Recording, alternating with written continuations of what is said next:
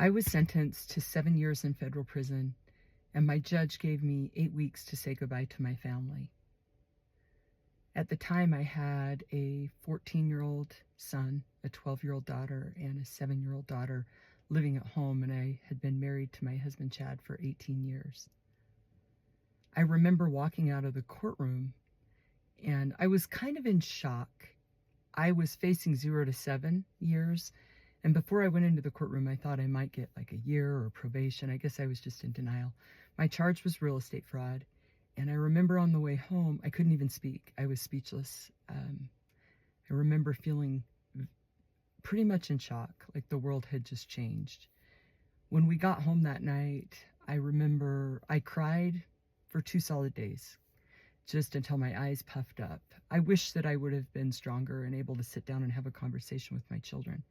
I remember my son Jackson coming in my room and saying, "No, Mom, it's going to be okay. We're going to be okay." It was unfortunate that I was so weak that he had to try to comfort me.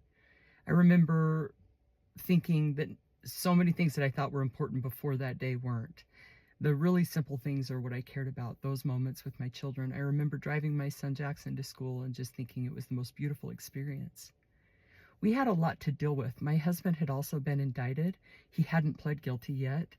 He didn't want to plead guilty. They indicted him on a conspiracy in regard to my charges, and we were hopeful that he would be able to get either a deal that didn't include a felony, or he would be able to fight and I could testify that it was my idea and I'm the one that did everything. He just happened to be in the home, but I used his credit. So I remember our daughter Sadie saying, "But Mom, is Dad going to go to prison too?" And I said, "No, he's not." And she said, "But I don't believe you anymore, because everything you said wouldn't happen did."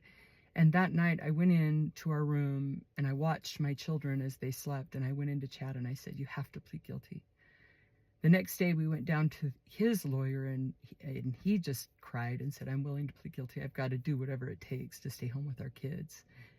The government had agreed, if Chad pled guilty, that they would allow him to be home while I went to prison, and if they gave him time, we didn't know yet, he could serve it after I got home. Fortunately, he only got home confinement.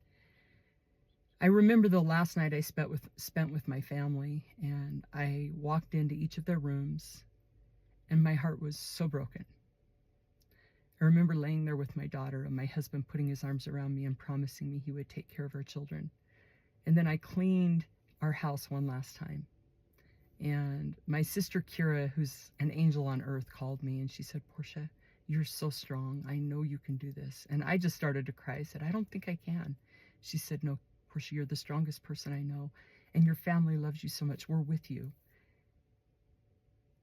Later that morning, my mother came to pick up my children, and I said goodbye. I had to go to Dublin, California to self-surrender at a prison there because they don't have federal prisons in Utah. And I will never forget the look on my children's faces. And then my husband drove me 14 hours, and the next morning I walked into a federal prison.